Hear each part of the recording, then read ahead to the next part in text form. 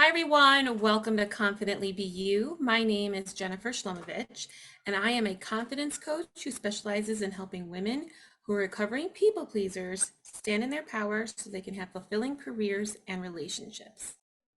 We have just started the month of August, and summer is flying by really, really fast.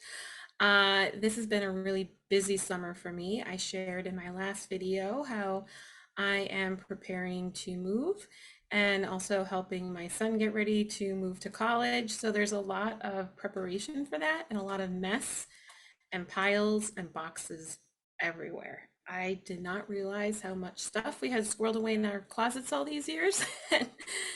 Now we're just going through it. And this is my inspiration for today's topic, which is the power of letting go. When we want to create space for something new in our life, we need to let go of the things that are no longer serving us and just taking up space. It's just draining our energy. And this can be a list of things. It doesn't need to be just physical clutter. A lot of what we need to work on letting go to create space for the things we want to bring into our lives has to do with letting go of the mental clutter. And mental clutter can be a combination of various things, including beliefs that no longer serve us, um, some types of beliefs that really don't serve us very well are beliefs such as, I'm not good enough or I'm not worthy. When we have beliefs feeling that we're not good enough or not worthy for something, it's very difficult to create the things that we want to create when we're feeling that way. And our beliefs impact our energy, which impacts our actions. And so when we're feeling that way, it's going to have a whole ripple effect. And so letting go of beliefs that no longer serve us or really never served us to begin with. But yeah, just letting go of those beliefs and finding new ones to replace them with. I want to do a video in the future that is more of a deep dive on beliefs. So stay tuned for that. Other things to let go of are values that really aren't our own. These are fear-based values. These were things that we were told as children to believe that maybe we don't resonate with us. You know, things that we feel like we should be doing or have to be doing. It could have to do with a religious upbringing or just other various cultural upbringings or other factors that our family or friends or various experiences created us to hold on to values that really aren't the true core values of who we are. And so when we let go of values that aren't our own, we can make space for the values that are authentically ours. And that helps us stay in alignment with who we are. Because when we're not in alignment, that's when things feel very heavy, unhappy. There's a lot of struggle. Uh, so when we're not living in alignment, we're feeling like things are kind of disjointed and chaotic because we're trying to force something to be that isn't what we really want. Living a life in alignment is about being true to yourself.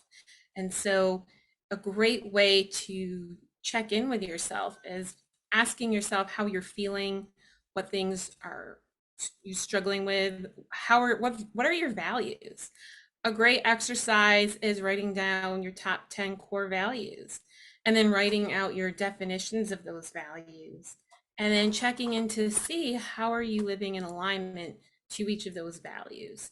So on a scale of 1 to 10, 1 being not at all, 10 being completely, uh, check down that list to see how you're living in alignment to that value.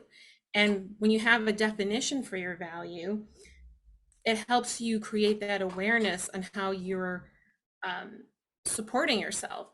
You could have friends and relationships with people who have the same values of you as you, but conflict can arise because you have different definitions of those values. And so values are very powerful. Also, a subject I want to create more videos on. But I just wanted to touch on here that another thing that's important to let go is values that aren't really your own. So this way you can live in alignment and be true to yourself. Another thing that can be helpful in letting go are systems that aren't working for you.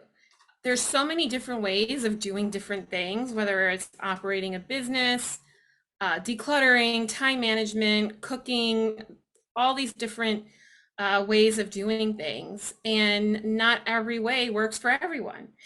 Not everything's a one size fits all. So letting go of any systems that don't serve you is very important because, again, we create a lot of stress and struggle when we're trying to force ourselves to do things in a way that doesn't work for who we are. Another big one of things that create that mental clutter that could be useful to let go of is expectations. When we place expectations on people and situations, it can lead to a lot of disappointment. When it comes to letting go of expectations, I like to replace it with coming from a place of curiosity. This way, it doesn't have to be any certain way. It's kind of like an experiment. Oh, let me see how this meeting with this person will go. Oh, let me see what this business decision will create. Whatever it might be, coming from a place of curiosity instead of expectation alleviates a lot of stress and disappointment. And then another thing that can create a lot of mental clutter for us is hanging on to relationships that don't serve us. This could be hanging on to a romantic relationship that maybe's been toxic for a while and you haven't done anything to address it. Or sometimes there's toxic things that happen in relationships and the other person may not realize it, or it's behavior that is stressful for you, but you haven't set any boundaries around that. And so getting back to relationships, some relationships may not necessarily be relationships to let go of, but maybe letting go of certain behaviors around those relationships and replace them with boundaries is really important to do. This can be really challenging with family members. We don't choose our family, so it can feel like we're stuck sometimes with people that really create a lot of stress. But that's an opportunity for you to take your power back and decide how you want to engage with somebody who's in your family. And then checking in to see what boundaries that you need to create and communicate them. So, yeah, it's really important to ask yourself to think about the different relationships in your life, especially if you are feeling really stressed out and like you're stretching yourself out too thin and you're giving out too much of your time. Check in to see how you feel about the people in your life because our body tells us a lot. It signals a lot of different things. So, one of the things I teach my clients about confident decision making is closing their eyes and asking themselves, what does a yes feel like in my body and what does a no feel like in my body? Like visualize the decision as a yes and then visualize the decision as a no. And you'll feel sensations in your body of what feels right to you and what doesn't feel right to you. And this is very helpful when it comes to analyzing the different relationships in our life. Uh, because if there's someone that you notice you feel dread about, or fear, or stress, or anxiety, or you feel like you have to walk on eggshells around somebody, then that is an indicator that there's something going on that's not serving you very well. And a great thing to do is to start checking in how you feel about the different people in your life. And this can work also with employers and coworkers, checking in to see how you feel, because this can help you get clear on a layer of stress that maybe you didn't realize was there. We have a lot floating around in our subconscious, and sometimes we don't realize how things are impacting us until we bring them to our awareness. An analogy I like to use a lot with my clients when it comes to mental clutter is visualize that there's an attic or a basement that you want to turn into a nice family room. But you have all of these boxes from various moves, and they're all just taking up space. And you have to move those boxes in order to create space for the things that you want to bring, the things that you want to create in that room, the experience that you want to have in that room. You don't want it to be a storage room anymore. You want it to be a functional room that's going to support your family. But in order to do that, you have to go through these boxes. But you don't remember fully what's in these boxes until you open them up and see what's inside. And then you have an awareness, and then you can make a decision of what you're going to do with the contents that's in that box. Do you want to donate it? Do you want to keep it? Do you want to give it away? Do you want to throw it away? So it's really important to do the same thing with ourselves and our brains. Our brains are storage rooms.